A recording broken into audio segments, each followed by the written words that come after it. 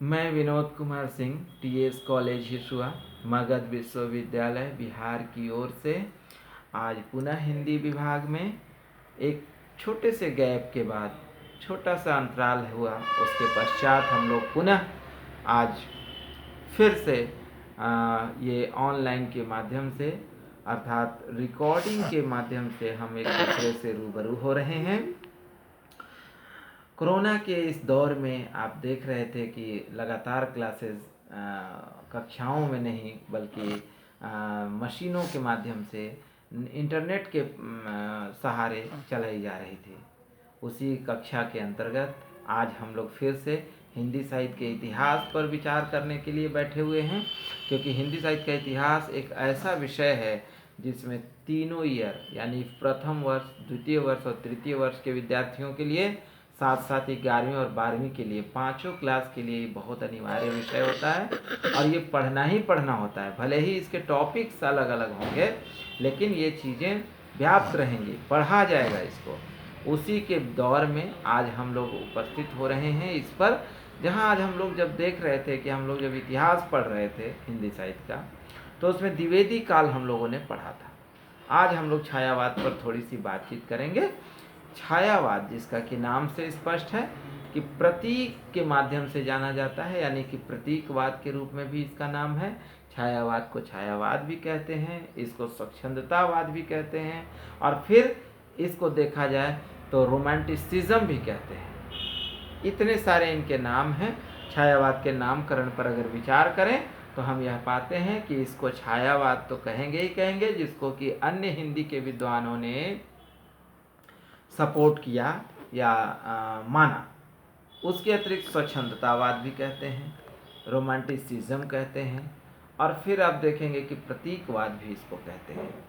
इस छायावाद की उत्पत्ति रोमांटिसिज्म के रूप में विदेशों में हुई। यूरोप में छायावाद रोमांटिसिज्म के रूप में आया, जिसमें कहा जाता है कि जॉन लॉक, केट्स, बड़े बड़े जो कवि हुए जिन्होंने कि इसको माना कि चीज़ें कैसे रखनी हैं और क्या वातावरण है, इसका रोमांटिसिज्म कैसे आता है। यही चीज़ हिंदी साहित्य में पहले बंगला कविताओं में पेश किया, और बंगाल में यह कविता पहले आई, और वहीं बंगाल से कैच करके पूरे भारतवर्ष में यह छायावाद फैल गया। छायावाद फैलते हुए बनारस में इसका केंद्र बिंदु बना। जैसे नहीं कहा जाता है कि भूकंप जब आता है तो कहा जाता है कि भूकंप का केंद्र बिंदु कहाँ बना, तो लोग कहेंगे कि अमृतसर में बना, तो कभी कहेंगे कि कश्मीर में बना, कभी कहेंगे लद्दाख में बना, कभी असम में बना, ऐसे ऐसे। उसी तरह से छायावाद का जो एक भूकंप हुआ जिसने पूरे भारत की धरती को हिला कर रख दिया, उसमें बनारस की धरा जो थी वो सबसे केंद्र बिंदु बनती नजर आई। क्यों? क्योंकि बनारस की धरती पर इसके जो छायावाद के स्तंभ थे वहाँ उत्पन्न हुए, जिसमें पहला स्तंभ बनारस से है, जयशंकर प्रसाद। और जब कहा जाता है कि जो पहला होगा, प्रथम होगा, वही श्रेष्ठ होगा, वो चाहे जो भी हो लेकिन श्रेष्ठ माना जाता है। हिंदुस्तान के इतिहास में यह चीज़ मानी गई कि जो भी पहला है वो श्रेष्ठ है। तो छायावाद का पहला स्तंभ जयशंकर प्रसाद हैं, और वो पहला स्तंभ ही बनारस के हैं।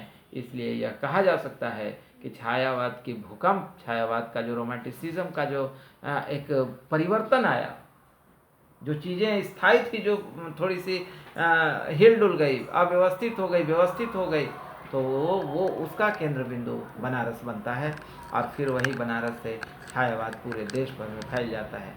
आइए आज के लिए हम इतना ही बातचीत करते हैं, क्योंकि आप जानते हैं कि रिकॉर्डिंग करने वाले लोग भी थोड़ा सा परेशान आत्मा है, सबका ध्यान रखना होता है, ख्याल करना होता है। तो हम फिर से केवल एक लाइन दोहराते हुए कि यह छायावाद पहले विदेशों में यानी यूरोप में रोमांटिसिज्म के रूप में आया, और इसके बाद पूरे भारत में आने के लिए उसे बंगाल का रास्ता लेना पड़ा। और बंगाल में, पश्चिम बंगाल में सबसे पहले, जो पश्चिम बंगाल पहले नहीं बंगाल के रूप में था, उस बंगाल में, पश्चिम बंगाल जिसको आज कह रहे हैं, वहाँ टैगोर, रविन्द्रनाथ टैगोर हुए, आपके विवेकानंद हुए, आपके श्री कृष्ण मिशन वाले जो थे वो परमहंस जी वो हुए, तो बड़े बड़े विद्वान वहाँ उत्पन्न हुए, शरद चंद हुए। ऐसे विद्वानों के बीच में रविन्द्रनाथ टैगोर के रोमांटिसिज्म ने पूरी तरह से बंगाल को कब्जे में ले लिया, और इसके पश्चात धीरे धीरे यह हिंदी में छायावाद बंगाली कविताओं से आगे बढ़ती हुई हिंदी कविताओं में प्रवेश कर गई, और फिर छायावाद जो रोमांटिसिज्म, स्वच्छंदतावाद, प्रतीकवाद जो भी कहें, वो इतना श्रेष्ठ हुआ कि आज भी 1918 से 1936 का जो काल है वो सबसे श्रेष्ठ और महत्वपूर्ण काल है। छायावाद के अंतिम स्तंभ में जो महादेवी वर्मा हुई, वो भी कहीं न कहीं तत्सम शब्दों का प्रयोग करती हैं, और इसीलिए केंद्र बिंदु बनारस माना गया, क्योंकि संस्कृत के विद्वान पहले बनारस में हुए, इसलिए बनारस को केंद्र बिंदु माना, और वही केंद्र बिंदु छायावाद का केंद्र बिंदु है और पूरे देश में विस्तार का एक केंद्र है। आज के लिए इतना ही, कल फिर बातचीत करेंगे छायावाद पे अगली कड़ी, जिसमें हम कहेंगे कि छायावाद के स्तंभ एवं उसके प्रचार एवं प्रसार की भूमिका, इस पर कल बातचीत होगी। आज के लिए इतना ही, बहुत बहुत धन्यवाद, नमस्कार।